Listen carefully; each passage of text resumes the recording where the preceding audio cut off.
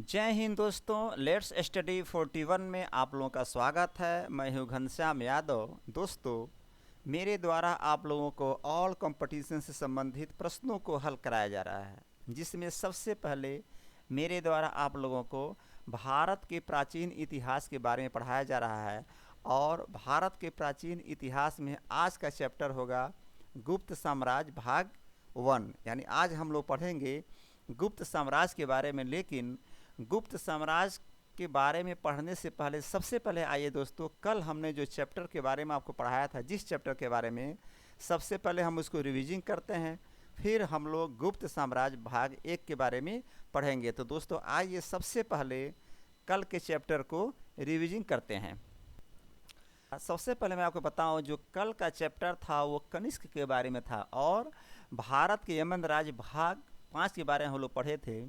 भारत के यमन जो राज्य हुआ करते थे उसमें हमने 5 भाग किया था। जो कल का लास्ट भाग था भारत का यमन राज्य भाग 5, और उसमें हमने आप लोगों को कनिष्क के बारे में पढ़ाया था। और पहला ही प्रश्न बना था कनिष्क के बारे में कल के चैप्टर में, बुद्ध की सबसे ज़्यादा मूर्ति किस कला में बनाई गई थी। पहला ही प्रश्न आया था कि बुद्ध की सबसे ज़्यादा मूर्ति किस कला में बनाई गई थी। तो दोस्तों इसका उत्तर था बुद्ध की सबसे ज़्यादा मूर्ति गांधार कला में बनाई गई थी। किस कला में बनाई गई थी?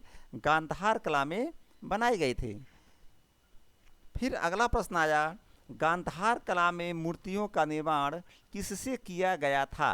तो इसका उत्तर बना था गांधार कला में मूर्तियों का निर्माण काले, हरे, नीले तथा स्लेटी पत्थर का प्रयोग करके किया गया था। काले, हरे, नीले तथा स्लेटी पत्थर का प्रयोग किया गया था गांधार कला में मूर्तियों के निर्माण के लिए। फिर अगला प्रश्न बना था, सबसे शुद्ध सोने के सिक्के किस शासकों ने जारी किए थे। सबसे शुद्ध सोने के सिक्के किन शासकों ने जारी किए थे। दोस्तों इसका उत्तर बना था सबसे शुद्ध सोने के सिक्के कुषाण शासकों ने जारी किए थे। ध्यान देंगे, कुषाण शासकों ने जारी किए थे।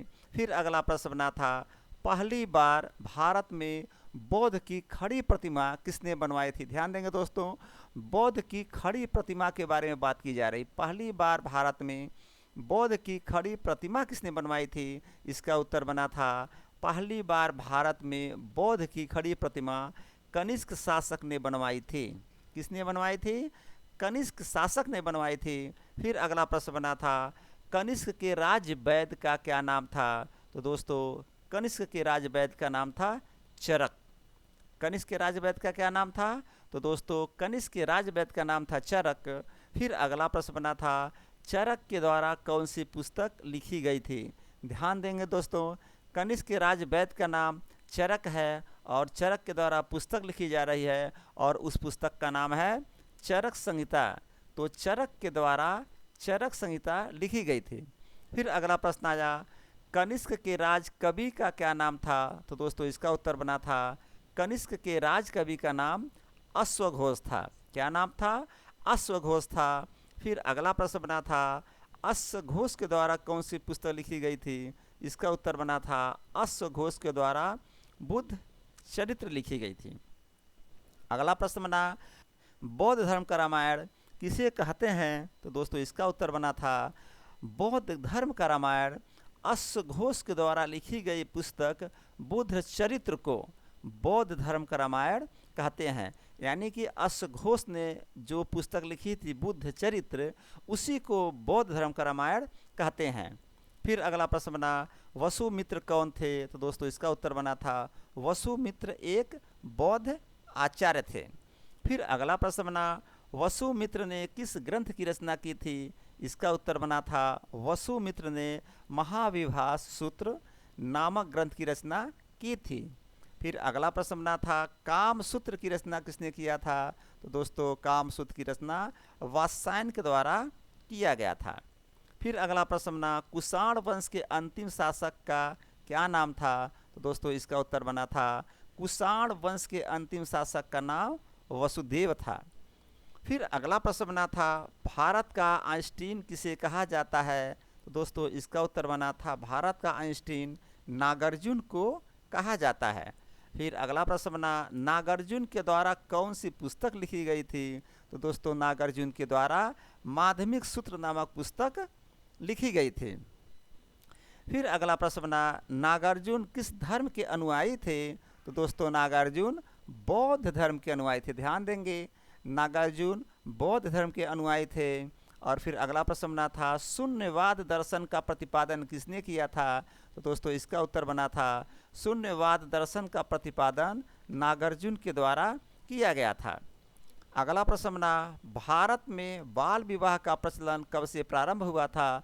तो दोस्तों इसका उत्तर बना था, भारत में बाल विवाह का प्रचलन कुषाण काल से प्रारंभ हुआ था। अगला प्रश्न बना, कुषाण शासकों द्वारा किस धातु के सबसे ज्यादा सिक्के चलवाए थे? तो उत्तर देंगे, कुषाण शासकों द्वारा तांबा धातु के सबसे ज्यादा सिक्के चलवाए थे। अगला प्रश्न बना था, कुषाण वंश के अंतिम शासक कौन थे? तो दोस्तों उत्तर बना था, कुषाण वंश के अंतिम शासक वासुदेव थे। और इसी वंश के सामंतों ने आगे चल कर के गुप्त वंश की स्थापना किए थे। ध्यान देंगे दोस्तों आप लोग कि कुषाण वंश के अंतिम शासक वासुदेव थे और कुषाण वंश के जो शासक थे इनके सामंतों ने आगे चल कर के गुप्त वंश की स्थापना किए थे।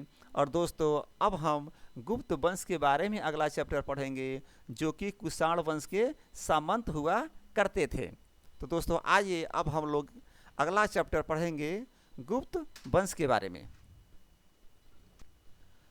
तो दोस्तों आज का चैप्टर है गुप्त साम्राज्य भाग 1। आज से हम लोग पढ़ेंगे गुप्त वंश के बारे में। और दोस्तों आज का सबसे पहला प्रश्न बन रहा है, गुप्त वंश के स्रोत कौन कौन से थे? ध्यान देंगे आप लोग, प्रश्न पूछ रहा है। आज के चैप्टर का पहला ही प्रश्न है, गुप्त वंश के स्रोत कौन कौन से हैं? तो दोस्तों इसका उत्तर है, गुप्त वंश के स्रोत में साहित्यिक स्रोत आ रहा है, फिर बौद्ध ग्रंथ का स्रोत आ रहा है एवं विदेशी विवरण का स्रोत आ रहा है। आपको एक बात और बता दूं, भारत के प्राचीन इतिहास के बारे में पढ़ाना प्रारंभ किया था आप लोगों को।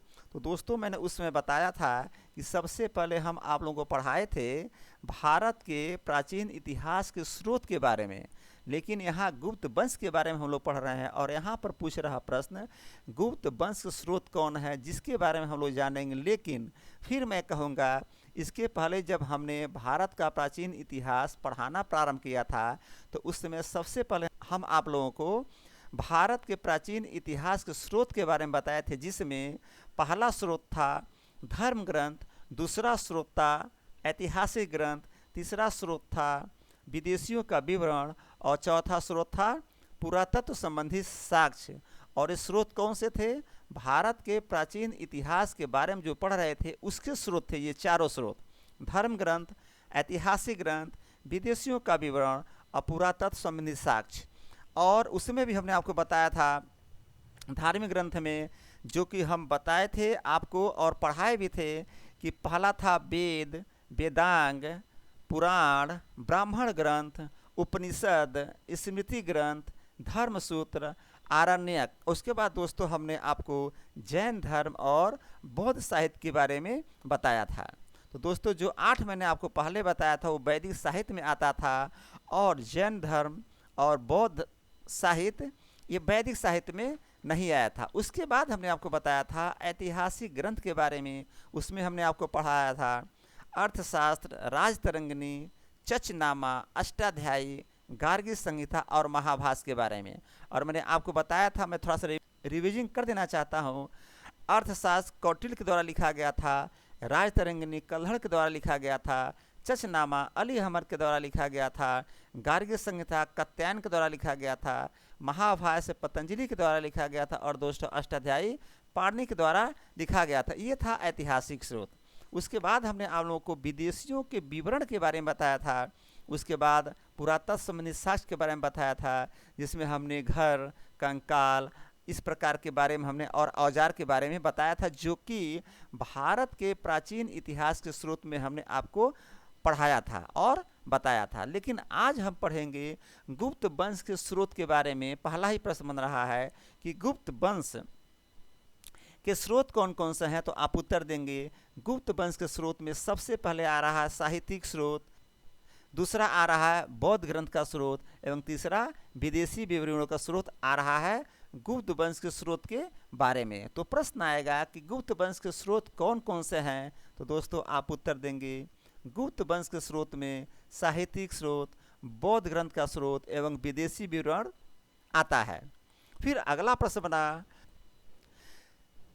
प्रश्न बना गुप्त वंश के साहित्यिक स्रोत में क्या क्या आता है। तो ध्यान देंगे दोस्तों, अभी हमने बताया कि गुप्त वंश के 3 स्रोत थे, साहित्यिक स्रोत, बौद्ध ग्रंथ और विदेशी। तो यहाँ अगला ही प्रश्न बन गया गुप्त वंश के साहित्यिक स्रोत में क्या आता है। तो दोस्तों उत्तर देंगे गुप्त वंश के साहित्यिक स्रोत में वायु पुराण आता है, मत्स्य पुराण आता है, कालिदास की रचना आती है एवं मुद्रा राक्षस के द्वारा पता चलता है गुप्त वंश के बारे में। यानी कि गुप्त वंश का स्रोत कौन सा हो गया, साहित्यिक स्रोत में वायु पुराण हो गया, मत्स्य पुराण हो गया, कालिदास का जो रचना है वो हो गया और मुद्रा राक्षस हो गया गुप्त वंश के साहित्यिक स्रोत के बारे में। फिर अगला प्रश्न बना गुप्त वंश के बौद्ध ग्रंथ के स्रोत में कौन कौन से आते हैं। यानी गुप्त वंश के जो बौद्ध ग्रंथ का स्रोत है उसमें क्या क्या आता है। तो दोस्तों उत्तर देंगे गुप्त वंश के बौद्ध ग्रंथ के स्रोत में आर्य मंजूश्री आता है, मूलकल्प आता है एवं वश बंधु चरित्र से पता चलता है किसके बारे में, गुप्त वंश के बारे में। यानी ये भी स्रोत हो गए, गुप्त वंश के स्रोत हो गए कौन कौन, बौद्ध ग्रंथ में आर्य मंजूश्री, मूलकल्प एवं वसुबंधु चरित्र। प्रश्न आएगा गुप्त वंश के बौद्ध ग्रंथ के स्रोत में क्या क्या आता है। तो उत्तर देंगे गुप्त वंश के बौद्ध ग्रंथ के स्रोत में आर्य मंजूश्री आएगा, मूलकल्प आएगा एवं दोस्तों वसुबंधु चरित्र आएगा। अगला प्रश्न आया गुप्त वंश के विदेशी विवरण में कौन कौन से स्रोत आते हैं। तो दोस्तों इसका उत्तर देंगे गुप्त वंश के विदेशी विवरण में फाह्यान का नाम आता है, ह्वेनसांग का नाम आता है और अलबरूनी का नाम आता है। यानी कि फाह्यान, ह्वेनसांग एवं अलबरूनी के द्वारा पता चलता है किसका, गुप्त वंश के बारे में। फाह्यान, ह्वेनसांग, अलबरूनी से पता चलता है गुप्त वंश के बारे में। और ये कौन थे, ये विदेशी यात्री थे और इनके विवरण से पता चलता है गुप्त वंश के बारे में। तो दोस्तों समझिए कि गुप्त वंश के 3 स्रोत हो गए हैं, साहित्यिक स्रोत, साहित्यिक स्रोत में कौन कौन से स्रोत आ गए, वायु पुराण आ गया, मत्स्य पुराण आ गया, कालिदास की रचना आ गई एवं मुद्रा राक्षस आ गया। फिर अगला था यहाँ पर देखेंगे बौद्ध ग्रंथ का स्रोत था, तो बौद्ध ग्रंथ में आर्य मंजूश्री आ गया, मूलकल्प आ गया एवं वसुबंधु चरित्र आ गया। उसके बाद दोस्तों विदेशी विवरण जो था, विदेशी विवरण में क्या आ रहा है, फाह्यान का नाम आ रहा है, ह्वेनसांग का नाम आ रहा है और अलबरूनी का नाम आ रहा है गुप्त वंश के स्रोत के बारे में। फिर अगला प्रश्न बना गुप्त साम्राज्य के शासकों के नाम बताएं। तो दोस्तों ध्यान देंगे गुप्त साम्राज्य के शासकों में सबसे पहले श्रीगुप्त का नाम आता है। और ध्यान देंगे दोस्तों गुप्त वंश के राजा कुषाणों के सामंत हुआ करते थे और सामंत का मतलब होता है जमींदार से होता है। यानी जो गुप्त वंश में जो राजा हैं ये पहले कौन थे, ये दोस्तों कुषाणों के सामंत हुआ करते थे। जो कुषाण राजा थे उनके सामंत हुआ करते थे और सामंत का तात्पर्य होता है जमींदार से, यानी कि ये जमींदार हुआ करते थे। और जब कुषाण साम्राज्य समाप्त होता है उसके बाद वही सामंत आकर के गुप्त वंश की स्थापना करते हैं और उसी गुप्त वंश के बारे में हम लोग पढ़ रहे हैं। और यहाँ प्रश्न बन रहा है कि गुप्त साम्राज्य के शासकों के नाम बताएं। तो आप उत्तर देंगे गुप्त शासकों के नाम में सबसे पहले श्रीगुप्त आते हैं, फिर घटोत्कच आते हैं, फिर चंद्रगुप्त प्रथम आते हैं, फिर समुद्रगुप्त, फिर चंद्रगुप्त द्वितीय, फिर कुमारगुप्त, स्कंदगुप्त और लास्ट में विष्णुगुप्त आते हैं। यानी कि जो गुप्त साम्राज्य के शासक थे दोस्तों सबसे पहले श्रीगुप्त, घटोत्कच, चंद्रगुप्त प्रथम, समुद्रगुप्त, चंद्रगुप्त द्वितीय, कुमारगुप्त, स्कंदगुप्त और सबसे अंतिम शासक विष्णुगुप्त आते हैं। अगला प्रश्न बना गुप्त साम्राज्य के संस्थापक कौन थे। तो ध्यान देंगे दोस्तों गुप्त साम्राज्य के संस्थापक श्रीगुप्त थे। आपको मैंने बताया कि गुप्त साम्राज्य के सबसे पहले शासक श्रीगुप्त थे, ध्यान देंगे यहाँ। और यही गुप्त साम्राज्य के संस्थापक भी हो रहे हैं। तो प्रश्न आएगा गुप्त साम्राज्य के संस्थापक कौन थे? आप उत्तर देंगे गुप्त साम्राज्य के संस्थापक श्री गुप्त थे। अगला प्रश्न आया श्री गुप्त ने कब से कब तक शासन किया था? तो दोस्तों उत्तर देंगे श्री गुप्त ने 240 ईस्वी से 280 ईस्वी तक शासन किया था। ध्यान देंगे आप लोग दोस्तों, यहाँ ईस्वी की बात हो रही है। अब ईसा पूर्व बीत गया, पीछे चला गया। अब ध्यान देंगे कहीं कन्फ्यूज नहीं होंगे। ईसा पूर्व की बात बीत चुकी है, अब हम लोग ईस्वी में आ गए हैं, जिसमें हम लोग श्री गुप्त के बारे में पढ़ रहे हैं। और यहाँ प्रश्न आ रहा है श्री गुप्त ने कब से कब तक शासन किया था? आप उत्तर देंगे श्री गुप्त ने 240 ईस्वी से 280 ईस्वी तक शासन किया था। अगला प्रश्न आएगा श्री गुप्त ने किस चीज़ की उपाधि धारण किया था? आप उत्तर देंगे श्री गुप्त महाराज की उपाधि धारण किया था। अगला प्रश्न आया श्री गुप्त के बाद इसका उत्तराधिकारी कौन हुआ था? तो दोस्तों होता ही है, अगर कोई राजा मर जाता है तो कोई न कोई उत्तराधिकारी उसका होता है। तो प्रश्न यही पूछ रहा है श्री गुप्त के बाद इसका उत्तराधिकारी कौन बना था? तो दोस्तों उत्तर देंगे श्री गुप्त के बाद इसका उत्तराधिकारी इसी का पुत्र घटोत्कच बना था। श्री गुप्त के बाद इसका उत्तराधिकारी इसी का पुत्र घटोत्कच बना था। ध्यान देंगे सबसे पहले शासक श्री गुप्त आ रहे हैं, उसके बाद घटोत्कच आ रहे हैं। और यहाँ पर प्रश्न भी यही बन रहा है श्री गुप्त के बाद इसका उत्तराधिकारी कौन बना था? तो आप उत्तर देंगे श्री गुप्त के बाद इसका उत्तराधिकारी इसी का पुत्र घटोत्कच बना था।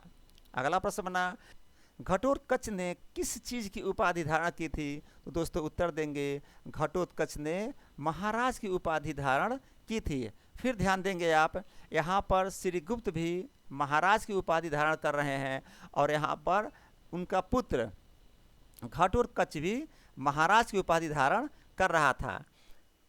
यानी कि श्री गुप्त ने भी महाराज की उपाधि धारण किया और घटोत्कच ने भी महाराज की उपाधि धारण किया था।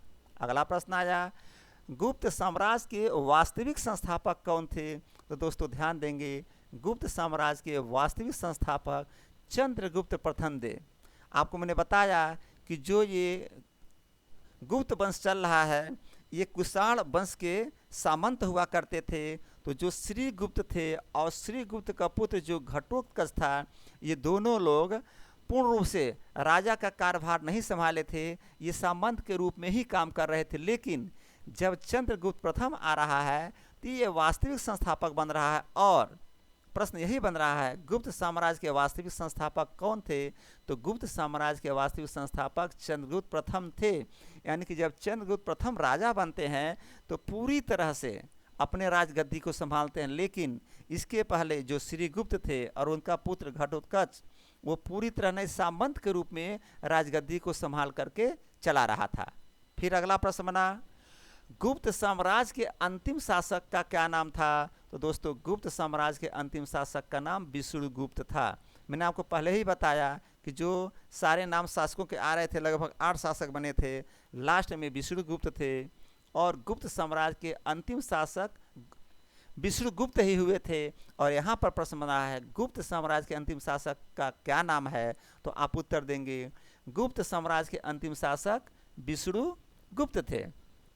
अगला प्रश्न बना भारत का नेपोलियन किसे कहा जाता है? आप उत्तर देंगे भारत का नेपोलियन समुद्रगुप्त को कहा जाता है। और दोस्तों समुद्रगुप्त को भारत का नेपोलियन क्यों कहा जाता है इसी चैप्टर में आगे हम आपको बताएंगे। आपको यहाँ केवल यही याद करना है, यही समझना है कि भारत का नेपोलियन किसे कहा जाता है। उत्तर देंगे भारत का नेपोलियन समुद्रगुप्त को कहा जाता है। अब आइए दोस्तों चंद्रगुप्त प्रथम के बारे में पढ़ते हैं। तो दोस्तों चंद्रगुप्त का शासन देखेंगे 319 से 334 एडी तक रहा है। और चंद्रगुप्त प्रथम से पहला ही प्रश्न बन रहा है गुप्त वंश का महत्वपूर्ण शासक कौन था? तो दोस्तों उत्तर देंगे गुप्त वंश का महत्वपूर्ण शासक चंद्रगुप्त प्रथम था। कौन था? चंद्रगुप्त प्रथम था। यानी गुप्त साम्राज्य जो चल रहा था उसमें बहुत ही महत्वपूर्ण शासक कह सकते हैं तो वो चंद्रगुप्त प्रथम था। अगला प्रश्न बना चंद्रगुप्त प्रथम ने किस चीज़ की उपाधि धारण की थी? तो दोस्तों चंद्रगुप्त प्रथम ने महाराजाधिराज की उपाधि धारण की थी। ध्यान देंगे श्रीगुप्त और उसका पुत्र घटोत्कच महाराज की उपाधि धारण किया था, लेकिन चंद्रगुप्त प्रथम ने महाराजाधिराज की उपाधि धारण किया था। अगला प्रश्न बना चंद्रगुप्त प्रथम का विवाह किससे हुआ था? तो दोस्तों इसका उत्तर है चंद्रगुप्त प्रथम का विवाह लिच्छवी राजकुमारी कुमार देवी से हुआ था। ध्यान देंगे चंद्रगुप्त प्रथम का विवाह लिच्छवी राजकुमारी कुमार देवी से हुआ था। और फिर अगला प्रश्न बना राजा रानी का सिक्का किसने चलवाया था? तो दोस्तों इसका उत्तर है राजा रानी का सिक्का चंद्रगुप्त प्रथम के द्वारा चलवाया गया था। यानी कि एक तरफ राजा एक तरफ रानी, इस प्रकार का सिक्का कौन चलवाया? तो दोस्तों इस प्रकार का सिक्का चंद्रगुप्त प्रथम के द्वारा चलवाया गया था। और प्रश्न यही बन रहा है कि राजा रानी का सिक्का किसने चलवाया था? आप उत्तर देंगे राजा रानी का सिक्का चंद्रगुप्त प्रथम के द्वारा चलवाया गया था। फिर अगला प्रश्न बना चंद्रगुप्त प्रथम को किसकी उपाधि मिली थी? चंद्रगुप्त प्रथम को किसकी उपाधि मिली थी? तो दोस्तों चंद्रगुप्त प्रथम को महाराजाधिराज की उपाधि मिली थी। किसका? महाराजाधिराज की उपाधि मिली थी, जो कि मैंने आपको ऊपर भी बता दिया। फिर अगला प्रश्न ना चंद्रगुप्त प्रथम किस सन में राजा बने? तो दोस्तों इसका उत्तर है चंद्रगुप्त प्रथम 319 ईस्वी में राजा बने। ध्यान देंगे 300 ईस्वी की बात कर रहे हैं, ईसा पूर्व की बात नहीं, वो पीछे चला गया दोस्तों। अब हम लोग ईस्वी में चल रहे हैं। तो प्रश्न आ रहा है चंद्रगुप्त प्रथम किस सन में राजा बने थे? आप उत्तर देंगे चंद्रगुप्त प्रथम 319 ईस्वी में राजा बने थे। अगला प्रश्न बना गुप्त सम्मत का प्रारंभ किसने करवाया था? तो दोस्तों उत्तर देंगे गुप्त सम्मत का प्रारंभ चंद्रगुप्त प्रथम ने करवाया था। और कब करवाया था? 319 ईस्वी में करवाया था।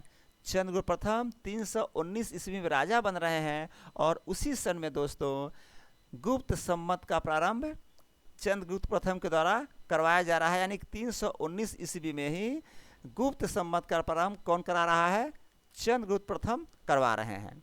फिर अगला प्रश्न बना किस साम्राज्य को भारतीय इतिहास का स्वर्णकाल कहा जाता है? तो दोस्तों ध्यान देंगे भारतीय इतिहास का स्वर्णकाल गुप्त काल को ही कहा जाता है। यानी कि गुप्त काल को भारतीय इतिहास का स्वर्णकाल कहा जाता है।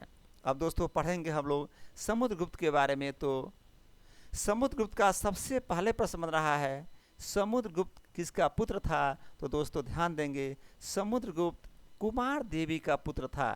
और कुमार देवी कौन थी?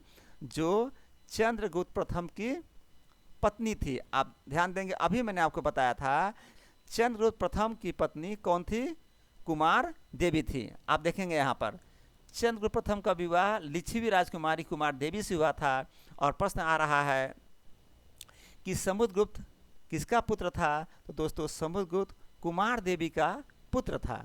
अगला प्रश्न बना समुद्रगुप्त की नीतियाँ क्या थीं? ध्यान देंगे आप लोग हर राजा की कोई न कोई एक नीति हुआ करती है। तो यहाँ पर प्रश्न यही बन रहा है कि समुद्रगुप्त की नीतियाँ क्या थीं? तो दोस्तों ध्यान देंगे समुद्रगुप्त की नीतियाँ साम्राज्यवादी था। ध्यान देंगे यानी अपने साम्राज्य को विस्तार करने की उसका नीति हुआ करता था और उसने अपने साम्राज्य का विस्तार किया भी था। दोस्तों देखेंगे आप साम्राज्यवादी नीति के कारण समुद्रगुप्त ने उत्तर भारत के 9 राज्यों, ध्यान दीजिएगा उत्तर भारत के 9 राज्यों को और दक्षिण भारत के 12 राज्यों को जीतकर अपने में मिला लिया था। अब समझिएगा साम्राज्यवादी नीति क्या मतलब होता है? अपने साम्राज्य को विस्तार यानी अपने साम्राज्य का विस्तार करना, ये साम्राज्यवादी होता है। और समुद्रगुप्त क्या कर रहा है? समुद्रगुप्त अपने उत्तर भारत के 9 राज्यों को अपने में मिला लिया, यानी अपने राज्य में मिला लिया, और दक्षिण भारत के 12 राज्य को जीत करके अपने में मिला लिया, यानी साम्राज्य का विस्तार कर लिया, जिसके कारण इसको भारत का नेपोलियन भी कहा जाता है। प्रश्न आता है कि भारत का नेपोलियन किसे कहा जाता है? तो उत्तर देंगे भारत का नेपोलियन समुद्रगुप्त को कहा जाता है। और यहाँ प्रश्न बन रहा है समुद्रगुप्त की नीतियाँ क्या थी? आप उत्तर देंगे समुद्रगुप्त की नीतियाँ साम्राज्यवादी नीति थी, जिसके कारण समुद्रगुप्त ने उत्तर भारत के 9 राज्यों को और दक्षिण भारत के 12 राज्यों को अपने में मिला लिया था। अगला प्रश्न बना भारत का नेपोलियन किसे कहा जाता है? तो दोस्तों इसी उत्तर में शामिल हो गया था प्रश्न उत्तर में कि भारत का नेपोलियन समुद्रगुप्त को कहा जाता है, यानी कि समुद्रगुप्त को भारत का नेपोलियन कहा जाता है। अगला प्रश्न बना, समुद्रगुप्त कब शासक बना? तो दोस्तों इसका उत्तर है समुद्रगुप्त 335 ईस्वी में शासक बना था। आज का अंतिम प्रश्न बना था दोस्तों, समुद्रगुप्त कब शासक बना? तो उत्तर देंगे समुद्रगुप्त 335 ईस्वी में शासक बना था। तो दोस्तों आइए एक बार और हम लोग आज के चैप्टर को दोहराते हैं, अर्थात रिवीजन करते हैं। तो दोस्तों आज का सबसे पहले प्रश्न बना था, गुप्त वंश के स्रोत कौन कौन से हैं? हमने आपको बताया गुप्त वंश के स्रोत में सबसे पहले साहित्यिक स्रोत आया, फिर बौद्ध ग्रंथ का स्रोत आया, फिर दोस्तों विदेशी विवरण का स्रोत आया। फिर अगला प्रश्न बना था, गुप्त वंश के साहित्यिक स्रोत में क्या है? तो दोस्तों गुप्त वंश के साहित्यिक स्रोत में वायु पुराण, मत्स्य पुराण, कालिदास की रचना एवं मुद्रा राक्षस आता है। अगला प्रश्न बना, गुप्त वंश के बौद्ध धर्म के स्रोत में क्या क्या स्रोत आता है? दोस्तों इसका उत्तर बना था, गुप्त वंश के बौद्ध ग्रंथ के स्रोत में आर्य मंजूश्री, मूलकल्प एवं वसुबंधु चरित्र आता है। फिर अगला प्रश्न बना था, गुप्त वंश के विदेशी विवरण में कौन कौन से स्रोत आते हैं? तो दोस्तों गुप्त वंश के विदेशी विवरण में फाहियान का नाम आता है, ह्वेनसांग का नाम आता है, उसके बाद अलबरूनी का नाम आता है। अगला प्रश्न बना, गुप्त साम्राज्य के शासकों के नाम बताइए। दोस्तों हमने आपको बताया था गुप्त साम्राज्य के शासकों में सबसे पहले श्रीगुप्त थे, जो कि इसके संस्थापक थे। उसके बाद उनका पुत्र घटोत्कच आया, फिर चंद्रगुप्त प्रथम आया, फिर समुद्रगुप्त, फिर चंद्रगुप्त द्वितीय, फिर कुमारगुप्त, फिर स्कंदगुप्त और दोस्तों लास्ट में विष्णुगुप्त आया था। फिर अगला प्रश्न बना, गुप्त साम्राज्य के संस्थापक कौन थे? तो दोस्तों गुप्त साम्राज्य के संस्थापक श्रीगुप्त थे। अगला प्रश्न बना, श्रीगुप्त ने किस चीज़ की उपाधि धारण की थी? तो दोस्तों श्रीगुप्त ने महाराज की उपाधि धारण की थी। अगला प्रश्न बना था, श्रीगुप्त के बाद इसका उत्तराधिकारी कौन बना था? तो दोस्तों इसका उत्तर है, श्रीगुप्त के बाद इसका उत्तराधिकारी इसी का पुत्र घटोत्कच बना था। अगला प्रश्न बना था, घटोत्कच ने किस चीज़ की उपाधि धारण किया? तो दोस्तों घटोत्कच ने महाराज की उपाधि धारण किया था। फिर मैं कहूँगा श्रीगुप्त महाराज की उपाधि धारण कर रहा है और घटोत्कच महाराज की उपाधि धारण कर रहा है, यानी बाप और बेटा दोनों महाराज की उपाधि धारण कर रहे हैं। फिर अगला प्रश्न बना, गुप्त साम्राज्य के वास्तविक संस्थापक कौन थे? इसका उत्तर बना था, गुप्त साम्राज्य के वास्तविक संस्थापक चंद्रगुप्त प्रथम थे। अगला प्रश्न बना, गुप्त साम्राज्य के अंतिम शासक का क्या नाम था? तो दोस्तों उत्तर बना था, गुप्त साम्राज्य के अंतिम शासक विष्णुगुप्त थे। और भारत का नेपोलियन किसे कहा जाता है? तो दोस्तों इसका उत्तर बना था, भारत का नेपोलियन समुद्रगुप्त को कहा जाता है। अगला प्रश्न बना, गुप्त वंश का महत्वपूर्ण शासक कौन था? इसका उत्तर था, गुप्त वंश का महत्वपूर्ण शासक चंद्रगुप्त प्रथम था। फिर अगला प्रश्न बना था, चंद्रगुप्त प्रथम ने किस चीज़ की उपाधि धारण किया था? तो दोस्तों चंद्रगुप्त प्रथम ने महाराजा धीराज की उपाधि धारण किया था। अगला प्रश्न बना, चंद्रगुप्त प्रथम का विवाह किससे हुआ था? तो दोस्तों चंद्रगुप्त प्रथम का विवाह लिच्छवी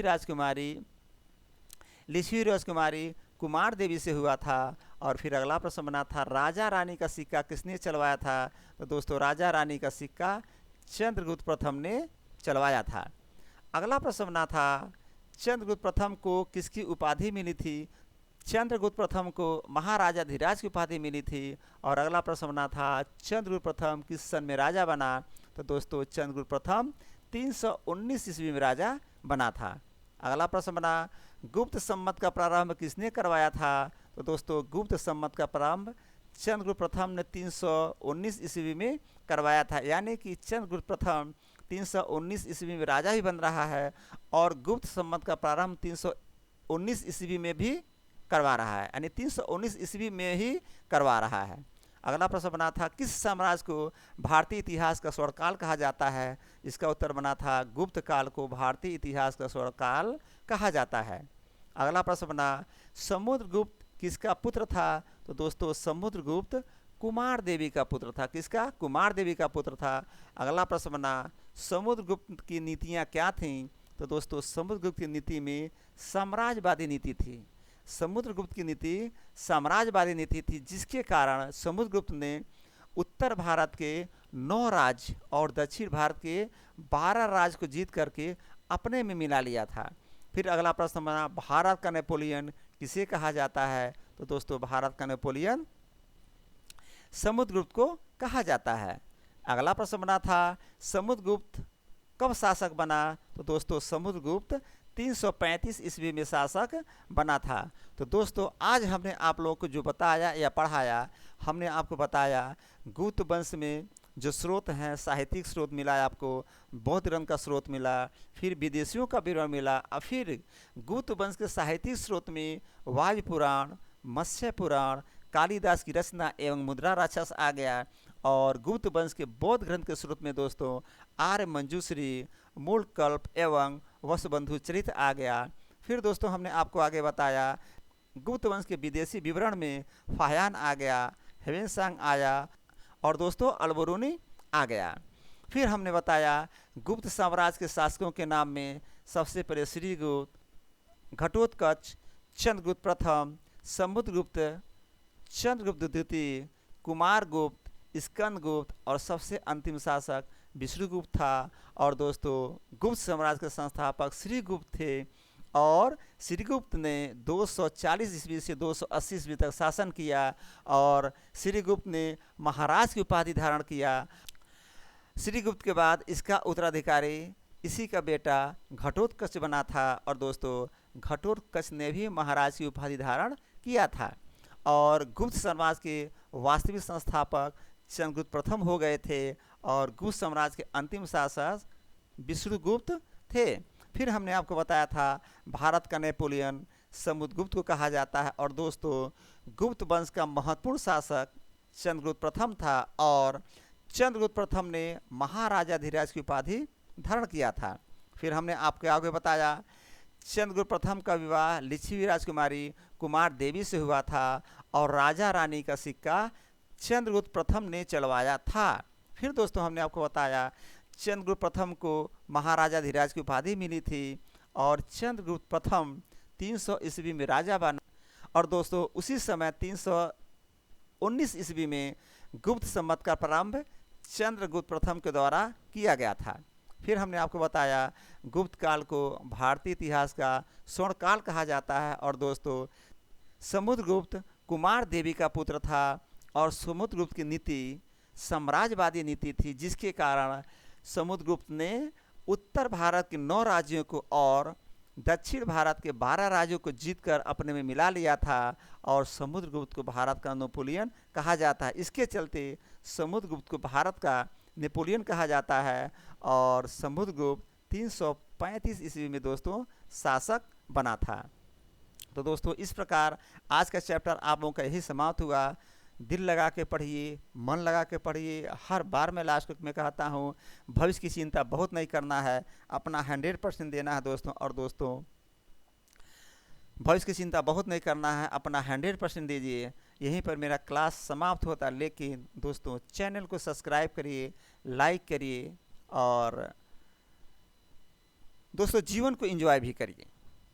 लाइक करिए, सब्सक्राइब करिए, जीवन को एंजॉय करिए। यहीं पर मेरा क्लास समाप्त होता है। जय हिंद, जय भारत।